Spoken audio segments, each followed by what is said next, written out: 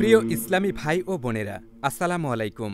আজ আমি আপনাদের সামনে একটি গুরুত্বপূর্ণ বিষয় তুলে ধরব, যা আপনি আগে কখনো শোনেননি।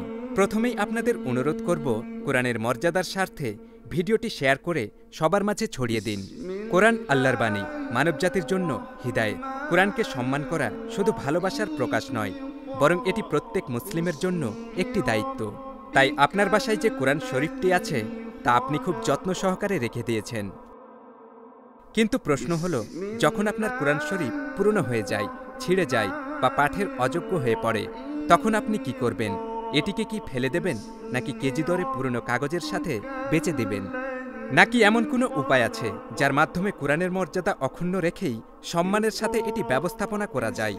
হ্যাঁ, ৩টি উপায়ে আপনি আপনার পুরনো কোরআনের নিষ্পত্তি করতে পারেন। আসুন জেনে নিই কি সেই উপায়গুলো। প্রথম উপায়, পুড়িয়ে ফেলুন, কিন্তু যত্ন ও মর্যাদার সাথে। এই কাজটি আপনি করবেন এটি বিনষ্ট করার জন্য নয়, বরং সুরক্ষার জন্য। খলিফা উসমান ইবনে আফফান রাদিয়াল্লাহু তাআলা আনহু তার সময়কালে নিজেই নির্দেশ দিয়েছিলেন যে কোরআনের যেসব কপি ভিন্ন আরবিতে ছিল সেগুলো দগ্ধ করতে। উদ্দেশ্য ছিল কোরআন নিয়ে বিভ্রান্তি রোধ করা এবং কোরআনকে তার শুদ্ধরূপে সংরক্ষণ করা। তাই আপনার কোরআনে যদি কোনো ভুল থাকে অথবা এটি যদি পাঠের অযোগ্য হয়ে পড়ে, তাহলে এটিকে অবশ্যই পরিষ্কার ও নিরাপদ স্থানে দহন করুন, যেখানে শব্দগুলো সম্পূর্ণরূপে আগুনে ভস্মীভূত হয়ে যায় এবং কেবল ছাই ছাড়া আর কিছুই অবশিষ্ট থাকে না। কিছু আলেম, যেমন ইবনে বাত্তাল বলেছেন, এটি আসলে সম্মানের একটি রূপ, যেখানে আল্লাহর বাণী পদদলিত বা অপব্যবহার থেকে রক্ষা পায়। এটি কোনো অসম্মান নয়, বরং কোরআনের পবিত্রতা সংরক্ষণ এবং বিভ্রান্তি বা ভুল থেকে রক্ষার এক মহৎ উপায়। সাহাবাগণও এ বিষয়ে একমত হয়েছিলেন। দ্বিতীয় উপায়, আপনার কোরআন সমাহিত করুন।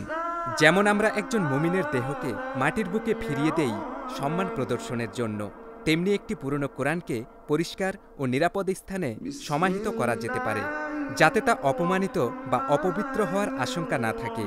এটি প্রাচীন মুসলিমদের মধ্যেও প্রচলিত ছিল। উদাহরণস্বরূপ, আবুল জওয়াজের একটি কোরআন অতিরিক্ত ব্যবহারের কারণে নষ্ট হয়ে গেলে তিনি মসজিদের ভেতরে একটি গর্ত খুঁড়ে তা সেখানে সমাহিত করেছিলেন। শাইখুল ইসলাম ইবনে তাইমিয়া অত্যন্ত সুন্দরভাবে বলেছেন, যেমন আমরা একজন মুমিনকে মর্যাদার সাথে কবর দিই, তেমনি কোরআনের পুরনো পাতাগুলোও মর্যাদার সাথে সমাহিত করা উচিত। তৃতীয় উপায়, এটিকে কুচি কুচি করে কেটে ফেলুন। আজকের দিনে আমাদের কাছে মেশিন রয়েছে যা কাগজকে সূক্ষ্মভাবে কুচি কুচি করে ফেলতে পারে। যদি একটি কোরআন এমনভাবে কুচি কুচি করা হয় যে কোনো অক্ষর বা শব্দ আর পড়া না যায়, তবে এটিও গ্রহণযোগ্য একটি পদ্ধতি। মূল কথা হলো, আল্লাহর বাণী যেন অখণ্ডভাবে চিনতে না পারা যায় এবং এর ফলে অসম্মানের সম্ভাবনাও থাকে না।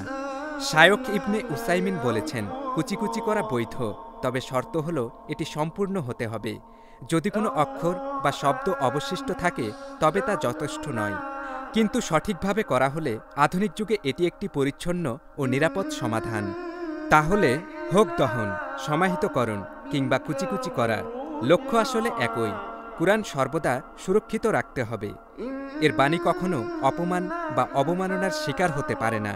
আর কাগজ মুছে গেলেও আল্লাহর বাণীর পবিত্রতা চিরকাল অক্ষুণ্ণ থাকবে।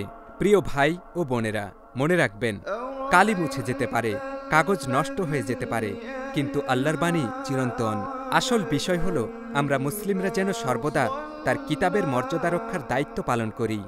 আর কোরআনের মর্যাদার স্বার্থে ভিডিওটি শেয়ার করে সবার মাঝে ছড়িয়ে দিন।